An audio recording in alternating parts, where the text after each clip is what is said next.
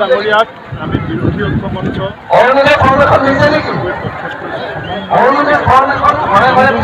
মাজত ধৰ্মীয় নিৰ্বিভাজন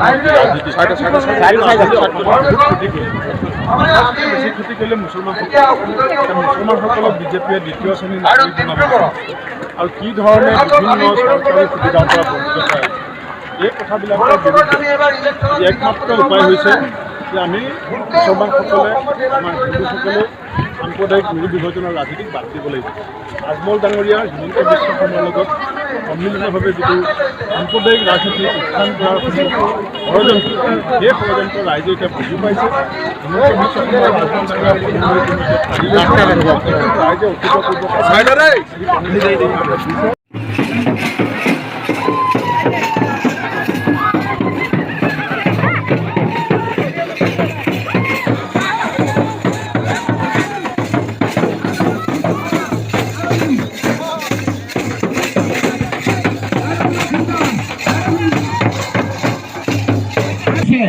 আপোনালোক সকলো ইয়াত উপস্থিত হৈছে এক জনসমুদ্ৰত পৰিণত কৰিছে। তাৰ বাবে কংগ্ৰেছ দলৰ ফালৰ পৰা মই প্ৰাৰ্থী হিচাপে আপোনালোকক ধন্যবাদ, কৃতজ্ঞতা আৰু শুক্ৰিয়া আদায় কৰিছোঁ। শ্ৰদ্ধা ৰাইজ, এই সময়খিনি আমাৰ আনন্দৰ সময় নহয়, এই সময়খিনি আমাৰ ফূৰ্তিৰ সময় নহয়, এই সময়খিনিত আমি ভোট দিয়াৰ সময়। এই ভোটটো কোনো আনন্দ নহয়, এই ভোটটো কোনো আপোনাৰ ফূৰ্তি নহয়, এই ভোট হ'ল আমাৰ জীৱন। যদি আমাৰ 7 তাৰিখে ভোটটো ভুল হৈ যায়, 7 তাৰিখে যদি আমাৰ ভোট ভুল হৈ যায়, 8 তাৰিখে ইয়া নফচি কৰি একো লাভ নহ'ব ৰাইজ। কাৰণ আজি আমি সকলোৱে ভয়কে জীয়াই আছোঁ। হিমন্ত বিশ্ব শৰ্মাই কোন সময়ত কি আইন উলিয়ায়, কি আমাক অপমান কৰে, কি ধৰণৰ অত্যাচাৰ কৰে, আমি দৈনিক আমি ভয় খাই থাকোঁ। এই নিৰ্বাচন আমাৰ এই ভয় নাইকিয়া কৰাৰ নিৰ্বাচন। কেনেকৈ আমি এই ভয় নাইকিয়া কৰিম? আপোনালোকে 7 তাৰিখে বদৰণী ৰাজবল ডাঙৰীয়াৰ বিৰুদ্ধে ভোট দিয়ক, কংগ্ৰেছ পাৰ্টীৰ ৰকিবুল হুছেইনক ভোট দিয়ক, আপোনালোকৰ ভয় নাইকিয়া হৈ যাব। এই হিমন্ত বিশ্ব শৰ্মাৰ কাৰণে আমি ভয় কৰি থাকোঁ। এই বীৰ সিং জুৰুৱা আমাৰ মানুহবিলাকে কৰ্মৰ কাৰণে গুৱাহাটীত যায়, ৱাজাদ আলী চৌধুৰী আমি কৰি হাহাকাৰ কৰি থাকোঁ, কোন মানুহক কেতিয়া জেলত লৈ যায় কোনো ঠিক নাই। এই বীৰ সিং জুৰুৱাৰ যিবিলাক আমাৰ ৰাজমিস্ত্ৰী আছে, সেই ৰাজমিস্ত্ৰীবিলাক ফাইলিং কৰাত খুব উস্তাদ। সেইকাৰণে বিজেপিৰ ডাঙৰ অফিচটো হিমন্ত বিশ্ব শৰ্মাৰ ডাঙৰ ঘৰবিলাক ৰূপহী ৰাজমিস্ত্ৰীৰ দ্বাৰা কৰায়, ধুবুৰী ৰাজমিস্ত্ৰীৰ দ্বাৰা কৰায়, বীৰ সিং জুৰুৱাৰ ৰাজমিস্ত্ৰী দি কৰায়।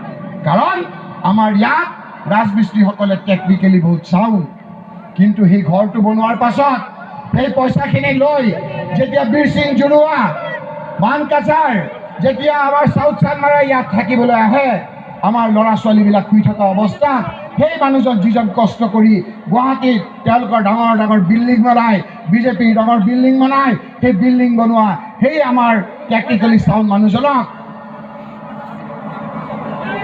কি কৰে?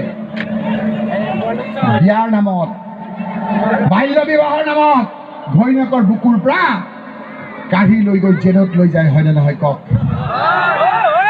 আমাৰ ডেকা ল'ৰাবিলাকক ঘৰৰ পৰা ওলাই লৈ যায়, মাক বাপেকে ভাবে যে ৰাতিপুৱা থানালৈ যাম, পিছত দেখে ৰাস্তাত এজন ল'ৰা পৰি আছে, পুলিচ হিমন্ত বিশ্ব শৰ্মাৰ পুলিচে গুলি কৰি মাৰি থৈ যায়গৈ ৰাইজ। এনেকুৱা বহুত নজিৰ আছে। আমাৰ ল'ৰা ছোৱালীবিলাক শুই থকা অৱস্থাত মাক বাপেকে দুখীয়া মানুহ শুই আছে, গুৰুম শব্দ শুনিছে, পিছত দেখিছে হিমন্ত বিশ্ব শৰ্মাৰ পুলিচে হাতীৰে আৰু বুলডেজাৰে ঘৰবিলাক ভাঙি দিয়ে ৰাইজ, হয় নে নহয় ৰাইজ? এই যে ভয় ভাৱটো, মোক বহুতে কৈছে যে ইয়াৰ সমস্যা নাইকিয়া কৰিব লাগে। ইয়াৰ সমস্যা মই জানো, ইয়াৰ প্ৰধান সমস্যা নদী ভাঙা সমস্যা, ইয়াৰ সমস্যা আমাৰ গৰাখহনীয়া সমস্যা। বানপানীলৈ আমি ইমান ভয় নকৰোঁ, বানপানী আহিব আৰু যাব, কিন্তু গৰাখহনীয়াই আমাৰ মাটি বাৰী সকলো লৈ যায়গৈ। সেই সমস্যা সমাধানৰ ক্ষেত্ৰত আমি ৱাজেদ আলী চৌধুৰীৰ লগত দিনা নিশাই কাম কৰিম ৰাইজ।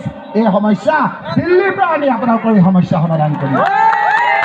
কিন্তু ৰাইজ, এই সমস্যাতকৈ আমাৰ ডাঙৰ সমস্যা হ'ল আমাৰ নিৰাপত্তাৰ সমস্যা।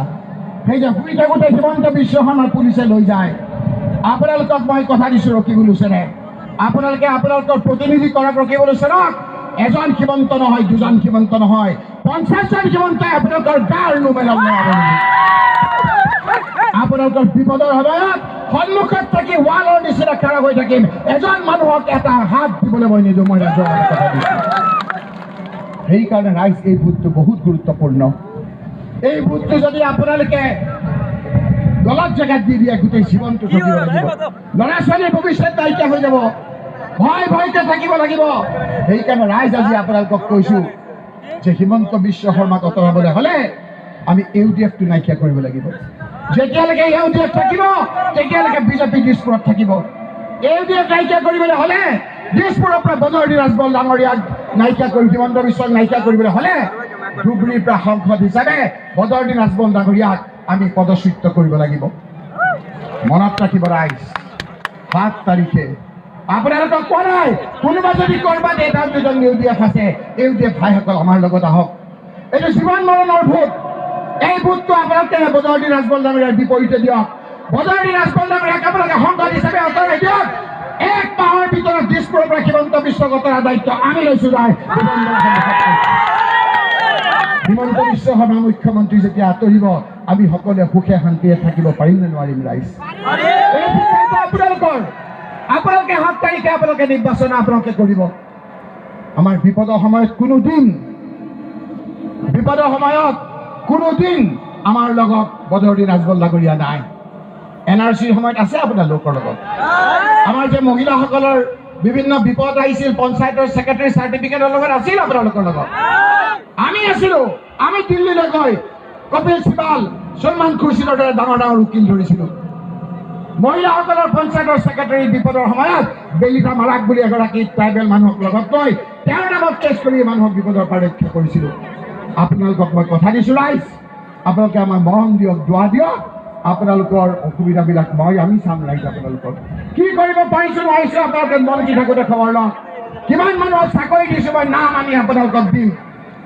ৱাজেনিৰ চৌধুৰী ডাঙৰীয়াৰ জৰিয়তে আমি বহুত আপোনালোকক ইয়াত সহায় কৰিছোঁ। নামৰ সৈতে মই তালিকা আপোনালোকৰ দিম। এবাৰ মৰম কৰক, এবাৰ আশীৰ্বাদ কৰক ৰাইজ। কৰিবনে ৰাইজ?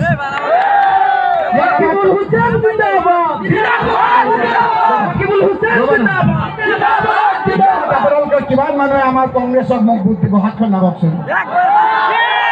হিমন্ত বিশ্ব সকল, এবাৰ আপোনালোকে চাওক, এইবাৰ বদৰুদ্দিন ৰাজবলৰ বাকচ খালী। লাখপতি বাইদেউ, আপোনালোকে লাখ টকা পালে নেকি? যিসকলে লাখ টকা পালে চব বিজেপি UDF-ক ভোট দি দিয়ক। যিসকলে নাই পোৱা আমাক দি দিয়ক। আমি আপোনালোকক কৈছোঁ, ৰাহুল গান্ধী ডাঙৰীয়াই কৈছে, এই লাখপতি বাইদেউ বুলি যিসকলক ঠাট্টা কৰিছিল, প্ৰত্যেকগৰাকী মহিলাক মাহৰ 9 তাৰিখে আমি 2,500 টকাকে দিম। ৰাইজ আপোনালোকক কথা দিম। লাইটৰ বিল, যিসকলৰ লাইট নাই আমি চলাৰ লাইট কৰিম, আমি লাইটৰ লাইট আনি দিম। যিসকলৰ লাইট আছে 200 ইউনিটলৈকে 1 পইচা দিব নালাগে, ফ্ৰী কৰি দিম আপোনালোকক। আপোনালোকৰ গেছ চিলিণ্ডাৰ 500 টকাত দিম। ডেকা ল'ৰাবিলাকে জিন্দাবাদ জিন্দাবাদ কৈছা, মাত্ৰ কেইটামান দিন তোমালোকে ভালকে কংগ্ৰেছ কৰা, 30 লাখ ল'ৰা ছোৱালীক চাকৰি দিম বুলি ৰাহুল গান্ধী